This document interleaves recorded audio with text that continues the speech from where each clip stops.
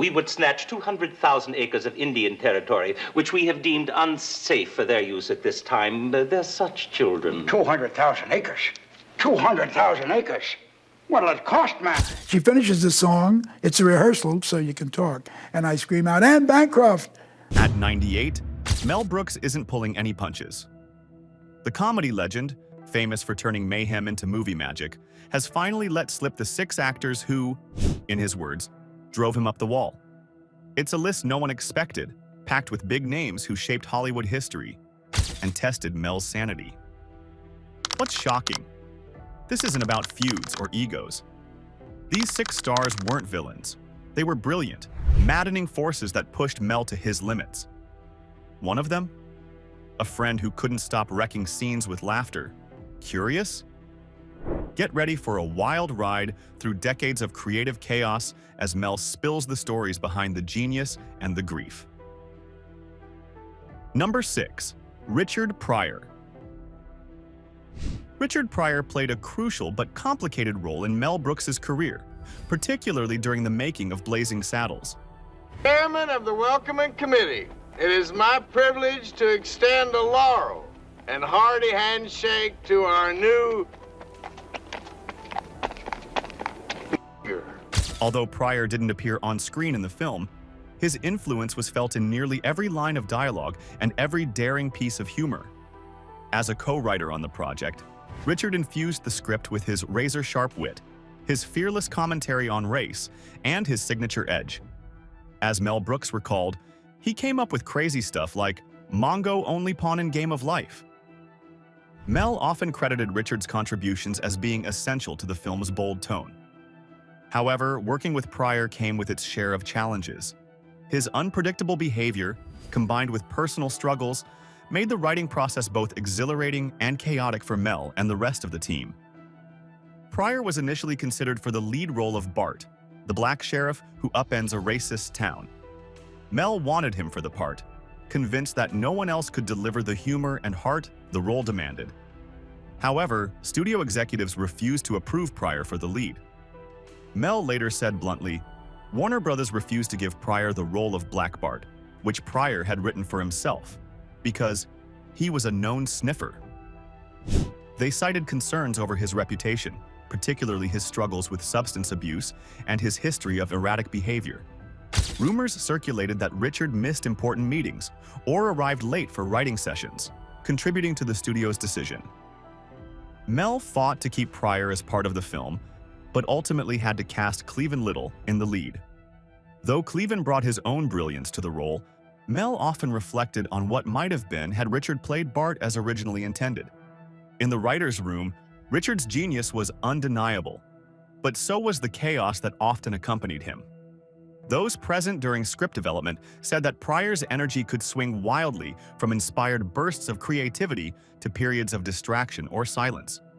Rumors from the writing team suggested that sessions could be derailed when Pryor disappeared for long stretches or arrived in no condition to work. Yet when he was focused, his contributions shaped some of the most memorable, audacious moments of the film. Mel valued Pryor's ability to cut through polite humor and go straight to the uncomfortable truths that made Blazing Saddles both hilarious and revolutionary. There were also stories that Pryor, despite being officially removed from consideration for the lead role, continued to lobby behind the scenes for a chance to play Bart. Some whispered that he even offered to take a reduced fee if it meant securing the part, hoping to change the studio's mind. These efforts were unsuccessful, but they revealed how much Richard believed in the project and how deeply he felt connected to the character. Even without appearing on camera, his voice echoed through the film, giving it an authenticity and bite that might not have existed without him.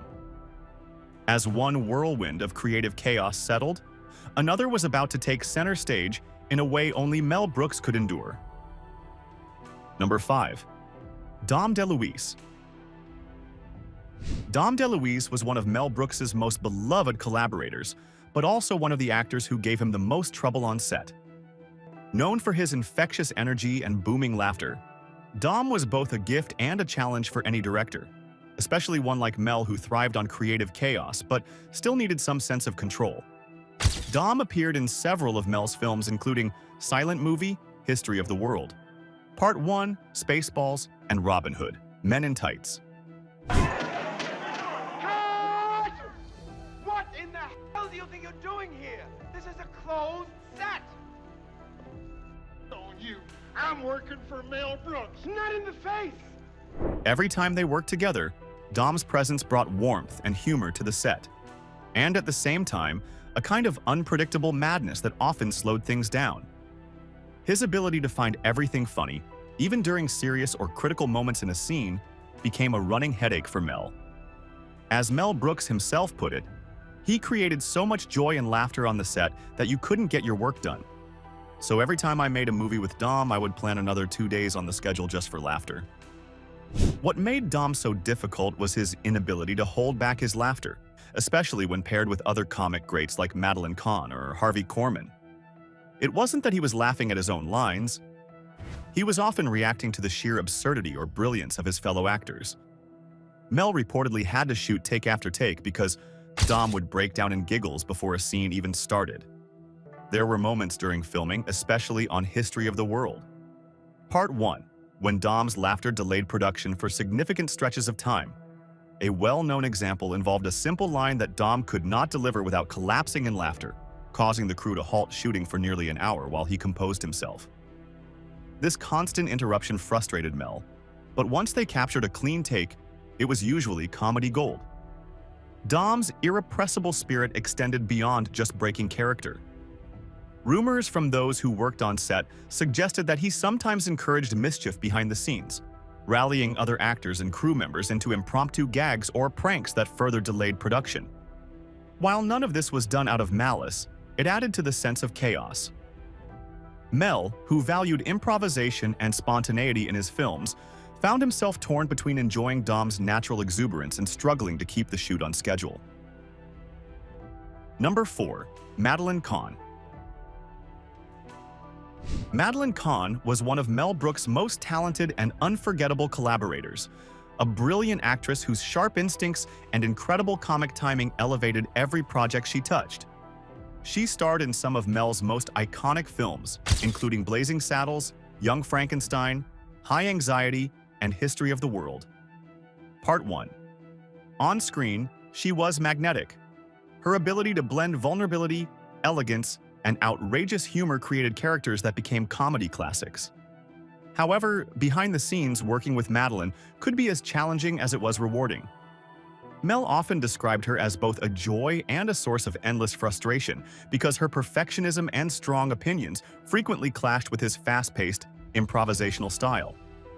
But when I auditioned her, I said, Meline, I don't, there's only one thing you got to do for me. Show me your legs, hike up your skirt. She said, oh, it's going to be one of those auditions. Meline was known for her meticulous approach to her work. She wasn't content to simply follow a script or take direction without question. As Meline herself once said, I never feel like I've arrived. I'm always striving for something more. Every line, gesture, and costume detail mattered to her, and she wasn't shy about asking for changes if something didn't feel right. She often debated dialogue with Mel, suggesting rewrites or alternate deliveries that she felt would serve the character better. While Mel admired her dedication and usually found her instincts to be spot on, these debates could slow down filming significantly. Rumors from the set claimed that Meline occasionally held up production over seemingly minor issues, such as refusing to enter a scene until a prop or piece of furniture was exactly as she envisioned it. These moments, while frustrating, often resulted in scenes that were richer and more memorable because of her attention to detail. In addition to her artistic perfectionism, Meline was also known for being fashionably late. Crew members reportedly waited in full readiness as she took her time arriving on set, sometimes appearing completely relaxed while everyone else scrambled to keep to the day's schedule. This habit became a source of ongoing tension between her and Mel. While he thrived on energy and spontaneity, Meline worked best when she felt everything was just right, and that difference in rhythm led to frequent creative clashes. Some who worked with them whispered that their dynamic felt like a chess match. Each move met with a counter, each suggestion with a new argument or idea. And yet, despite the friction, the results spoke for themselves. Rumors also swirled that Meline sometimes took over scenes, not only focusing on her performance but offering suggestions to other actors about their deliveries or staging. While she meant well and aimed to improve the overall scene, this could irritate directors and fellow cast members who weren't expecting unsolicited guidance. Just when Mel thought he'd navigated one force of nature, another was ready to challenge him in entirely new ways. Number 3. Chloris Leechman. I started working with Mel Brooks a year later, and I haven't won one since. There are many great writers and directors who are funny, but only one, Mel. He is frigging funny. Chloris Leechman was one of the most distinctive talents Mel Brooks ever worked with, and also one of the most challenging. Her performances in films like Young Frankenstein, High Anxiety, and History of the World, Part 1 are still celebrated today for their unique mix of intensity, strangeness, and sharp humor. On screen, Chloris could steal a scene with just a look or a pause. Off screen, however, she was known for being fiercely independent and unafraid to challenge a director, even someone as quick-witted and experienced as Mel. Their working relationship was marked by constant negotiations, as Chloris often had strong ideas about her characters that clashed with Mel's vision. One of the most memorable examples of this dynamic came during the filming of Young Frankenstein, where Chloris played the iconic Frau Blücher. She had a very specific idea of who the character should be: darker, more serious, and filled with hidden pain. Mel, on the other hand, wanted Frau Blücher to be funny and unsettling in equal measure, with an exaggerated oddness that would keep audiences off balance. Rumors from the set claimed that Chloris pushed hard for more dramatic elements in her scenes, sometimes resisting direction that leaned too far into slapstick or absurdity. These creative differences reportedly led to long discussions and multiple takes, as Mel tried to balance Chloris's artistic instincts with the tone he envisioned for the film. Chloris's dedication to detail extended beyond just her own performance. Mel Brooks later said of her, "Chloris was insanely talented. She could make you laugh or cry at the drop of a hat. She is irreplaceable." Crew members whispered that she sometimes debated lighting choices, questioned camera angles, or suggested adjustments to other actors' performances, always with the goal of improving the scene. While her passion for getting things right was undeniable, these moments could slow down production and test Mel's patience. As Dana Delaney fondly recalled, Chloris could do anything and was always game. Also, she was the first person I saw insist on a healthy craft service table. It wasn't that Chloris wanted to take over the director's chair, but she had a deep respect for the craft of filmmaking and refused to do anything she felt didn't serve the story or her character. Mel, who thrived on improvisation and spontaneity, often found himself having to justify his choices to her before moving forward. Number 2. Anne Bancroft. Why don't we sing a little Polish for these? Yes, yes, yes. We're going to sing in Polish just the way we do in the movie. Oh, come on. Let me get up there. Come on, folk, let's encourage her. Anne Bancroft was not only Mel Brooks' wife, but also one of the most formidable talents he ever worked with. Their most notable professional collaboration came with To Be or Not to Be, where they co-starred in a bold remake of the 1942 classic. Anne's presence on set added a unique complexity to the production. As a celebrated actress with a sharp mind and unshakable confidence, she approached the work with high standards and strong opinions. Mel, used to running his sets with a blend of spontaneity and controlled chaos, found himself constantly negotiating with Anne, who was determined to ensure every detail of her performance felt authentic and right for the character. Working together as husband and wife created both magic and tension. Anne once reflected, "I'd never had so much pleasure with another human being. It was that simple." Anne did not treat Mel like a director to simply obey. She saw him as an equal, someone whose ideas were to be debated rather than followed without question. Rumors circulated among the crew that their creative discussions often turned into prolonged arguments over small details. everything from the phrasing of a single line to the blocking of a scene. These exchanges weren't hostile, but were intense enough that they occasionally brought production to a standstill. Anne's insistence on understanding every emotional beat of a scene meant that quick takes and loose improvisation were rare when she was involved. Anne was known for challenging Mel's direction openly in front of the cast and crew. Rumors suggested that she sometimes questioned entire scenes, asking for rewrites or proposing adjustments to better suit the story's emotional truth. This could frustrate Mel, who typically liked to move fast and trust his instincts in the moment. The push and pull between them created an unusual dynamic where no decision felt final until both had their say. Crew members reportedly learned to step back when the two were deep in creative debate, understanding that these clashes were part of their unique process. Their disagreements, though tense, often led to sharper scenes and richer character moments. In many ways, their friction fueled the film's depth, proving that creative tension can sometimes spark unexpected brilliance. Despite the challenges, Mel often credited Anne with elevating his work, pushing him to think more deeply about character, motivation, and meaning. He once joked that directing Anne was like arguing with the smartest person in the room and losing every time. Their collaboration wasn't just about merging styles. It was about two fiercely intelligent artists holding each other accountable, refusing to settle for anything less than honest, layered storytelling. Just as Mel navigated the challenges of working with someone he knew so well, he soon faced a very different kind of test with a performer from a completely opposite world.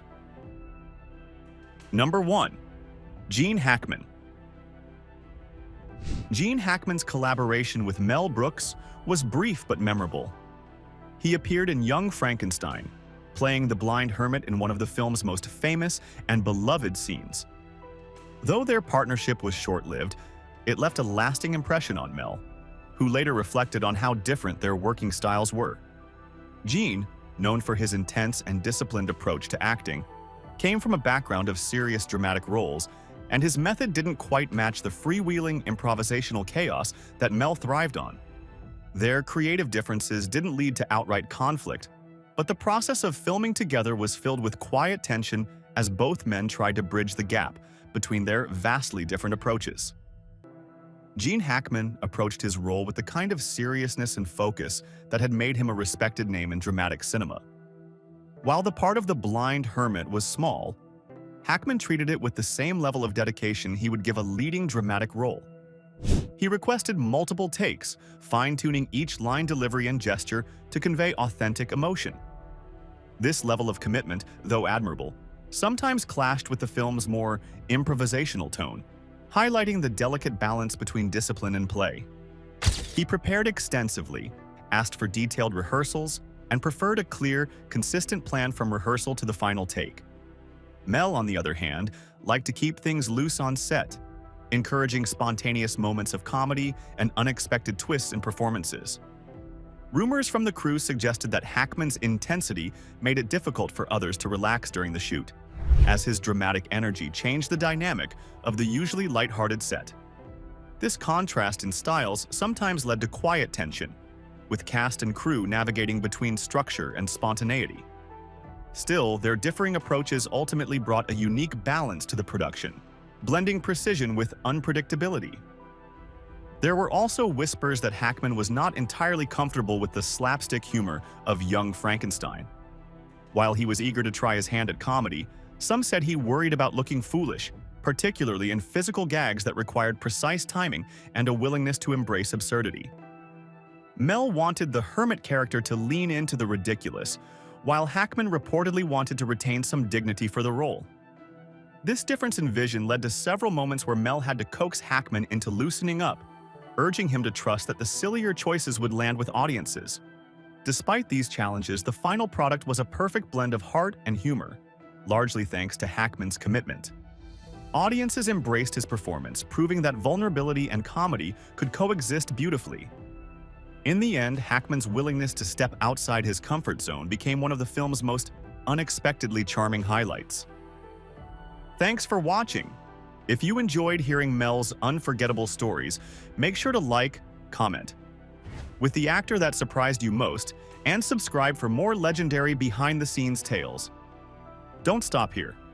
Click on the next video on your screen to dive deeper into the madness and magic of Hollywood's greatest comedies.